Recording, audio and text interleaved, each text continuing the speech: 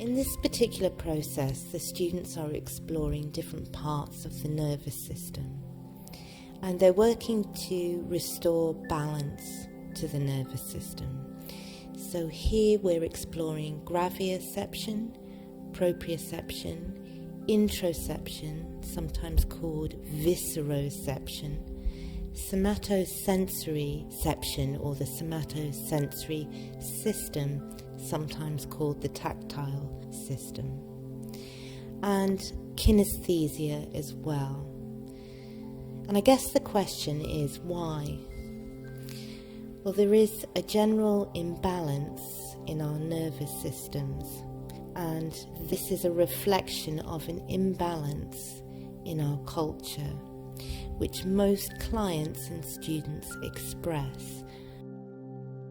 In our culture, we place an incredible emphasis on the exteroceptive system, learning in school through the eyes and through the ears.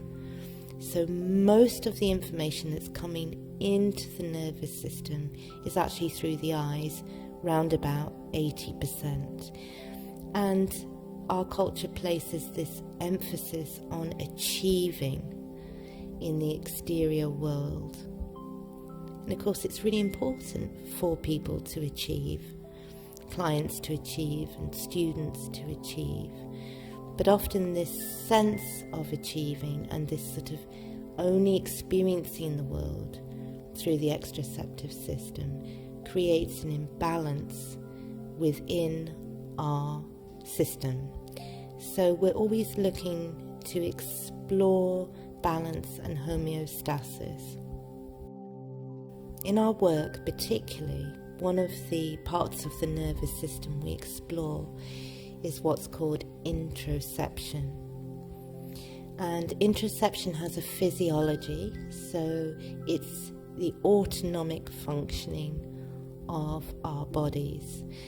And we often invite people to experience interoceptive awareness so they can begin to gauge the internal state of the autonomic nervous system, whether they're feeling sympathetically charged, or how to invite and move your feeling state into a more parasympathetic world.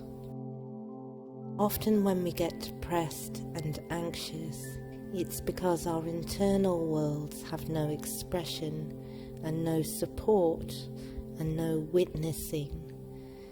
And in this work, we really explore interoceptive feeling, and we spend time gauging our internal world, our internal state, and make space and time for that internal world to find expression, so we can then go back out into the world feeling more balanced. So I think one of the defining features of the way that I work, and many other colleagues of mine, is exploring anatomy through free improvisation. And in this way, for example, you can contact the trapezius or the latimus dorsi or the levator scapulare or the rhomboids. You can contact those muscles through improvisation. And that's really different than contacting those muscles in a more sort of functional, linear way. And what's really interesting is when you contact those muscles, or any kind of group of muscles that work in consort through improvisation, an unwinding starts to take place in the fascia and across the joints. So the improvisation is really important. And we also always, quite often, explore improvisation in gravity, and that's so that the somatic nervous system, the voluntary control that we have, we can let go of that kind of having to do, having to control, and then the somatic nervous system can unwind in relationship to gravity and in contact with interoception, in contact with graviception, and in contact with kinesthesia.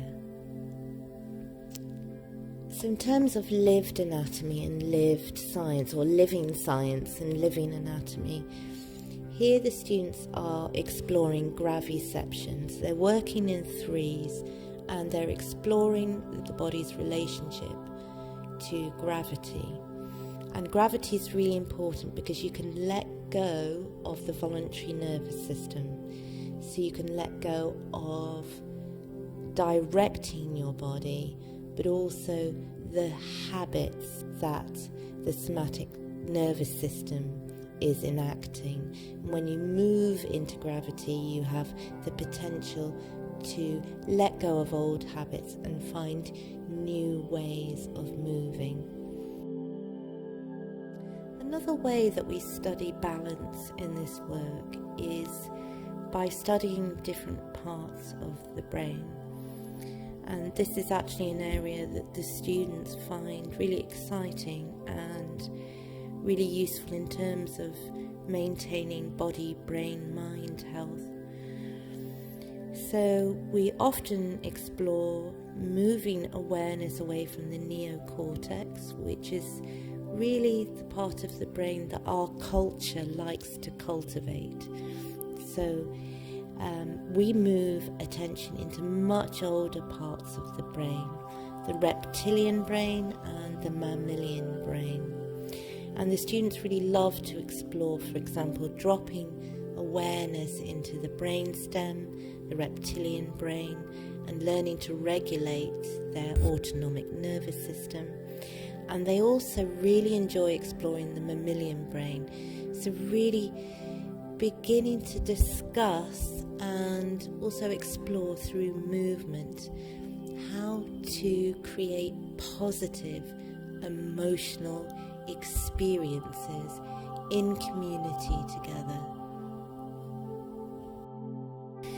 We often explore how the reptilian brain is the oldest and kind of deepest part of us, and how vital it is to the body's healthy functioning, such as heart rate, temperature, breathing and balance.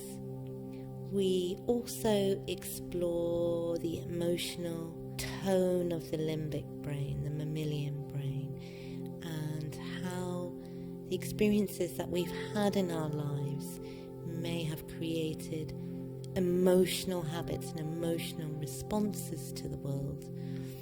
And we explore through how through movement and being together can we create positive experiences, new experiences that create emotional health.